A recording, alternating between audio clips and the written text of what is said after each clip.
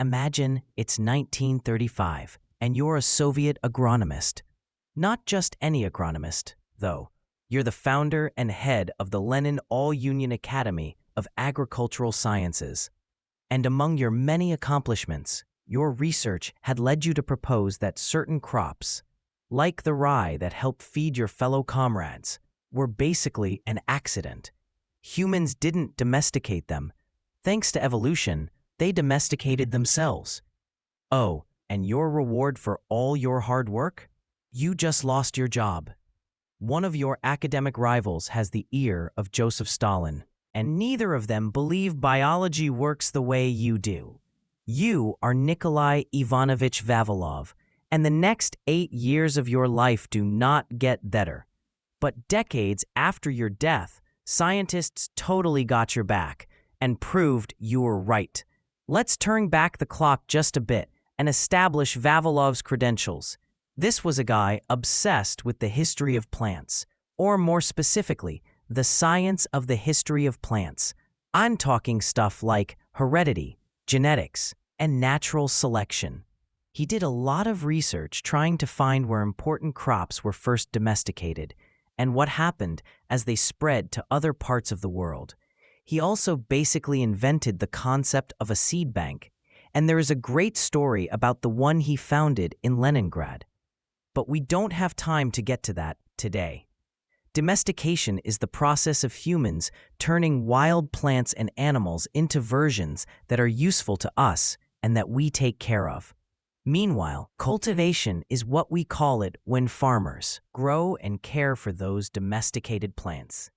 But for as long as there have been cultivated crops, there have been weeds, unwanted plants growing among the crops and competing with them for space and resources.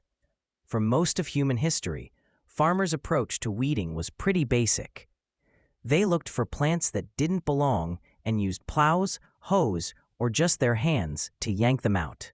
This means that the weeds that looked the most like the crops they were infiltrating would have been the most likely to escape farmers' notice, survive, and pass on their genes. That's right. Those farmers became the unwitting agents of natural selection. And this brings us to the concept of Vavilovian mimicry. You may have heard of other types of mimicry, like Batesian mimicry.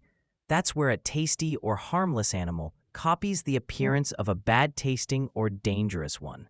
But those caterpillars didn't just start off looking like tiny snakes by sheer coincidence. It took generations for the less snake-looking caterpillars to get eaten before they got to pass on their genes.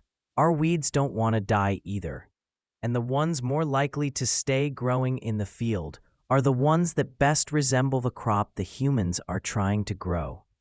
And in some cases, evolution wound up making a weed that was such a good crop mimic, it wound up making a new crop quality plant. This is what Vavilov figured out, based on his years of investigating crop domestication. He traced wheat, which humans domesticated around 10,000 years ago, back to an area of southwestern Asia where it was especially genetically diverse and had a long history of cultivation. And when he was there, he learned that some wheat farmers saw rye as a weed and made a point of removing stray rye stalks from their fields. In fact, you can translate the Turkish common name for rye to the plant that torments the wheat and barley. Based on this, Vavilov realized that early wheat farmers could have accidentally domesticated rye by nudging it to blend in with wheat better and better over time. Rye would have developed bigger, easier to harvest seeds as it evolved to more closely match wheat. Because rye is also more cold and drought tolerant than wheat, farmers realized what they had and started growing it on purpose. The earliest evidence for domesticated rye dates to about 8,600 years ago. Now, Vavilov didn't name all of these weed-to-crop mimics after himself. He called them secondary crops. And today, we've identified a lot more examples of secondary crops and even confirmed them with genetic studies. For example, a study published in 2022 backs up Vavilov's original idea that rye started out as a weed.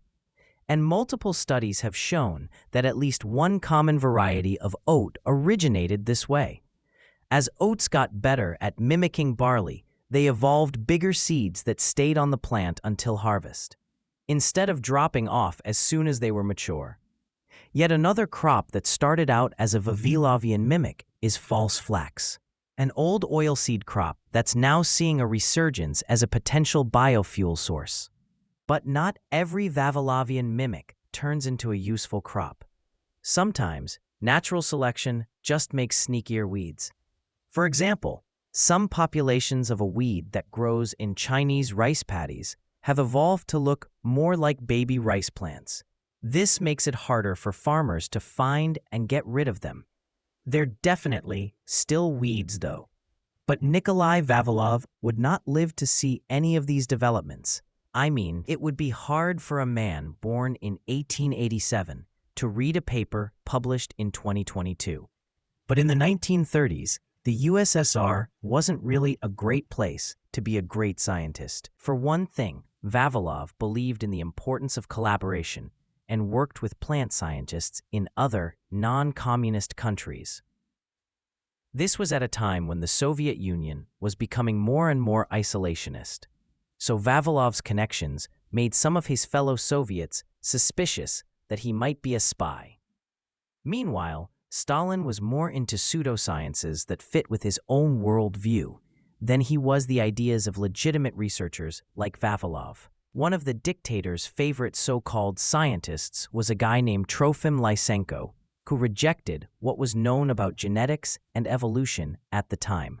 Instead, he claimed that environmental stress could spontaneously transform one type of crop into another. This fit well with communist ideas about the right environment, creating better, tougher people who could then pass these improvements on to future generations. Meanwhile, the real science of genetics, which Vavilov was a proponent of, was actually seen as anti-communist. Somewhere along the way, Lysenko started bad-mouthing Vavilov and even blamed him and other agronomists for his own research failures to develop new and improved crops. The USSR went through a really bad famine in the early 30s, so it makes sense that people would be wanting solutions fast. But maybe the government shouldn't have put a guy in charge who believed in utter baloney, and then told an actual expert to work under him. By 1935, Vavilov had been dismissed as head of the academy he founded. Lysenko, meanwhile, would be given the position 3 years later. Then, in 1940, Vavilov was arrested in Ukraine while on a collecting expedition. He died of starvation in a Soviet prison in 1943. And for a while, his contributions to science were forgotten, which is a bummer. But things started turning around in 1955, when Vavilov received a posthumous pardon from Stalin's successor, Nikita Khrushchev. The Soviet scientist, once accused of failing to feed his country, even got enough of a reputation glow-up to get his face on a 1987 postage stamp, which I think works as a 100th birthday present. And over the past few decades, more and more botanists and weed scientists have come to appreciate Vavilov's ideas and theories. Granted, some scientists have argued that secondary crops aren't true mimics because of all the accidental human meddling. But scientists have been using the term Vavilovian mimicry since at least 1982. And now, what started out as a quirky idea about weeds domesticating themselves is a widely accepted theory. It's probably even more important now as humans try to develop fancy, high-tech ways to control weeds. For example, today's agriculture scientists are working on new ways to use cameras and machine learning to identify individual weeds for spraying in fields. This could provide a whole new source of selective pressure and create a new generation of Vavilovian mimics. Sunflowers and sugar beets, for example, both already have weedy relatives that look a little bit like them and could become even more like them with a nudge from natural selection. So on the one hand, we could be forcing ourselves into a never-ending arms race with the weeds in our fields. But on the other, we could stumble into another way to feed people, and keeping the world fed is, objectively, a good thing. So thank you, Nikolai Vavilov, not only for showing us how plants can domesticate themselves, but upholding science when forces around you would rather you not.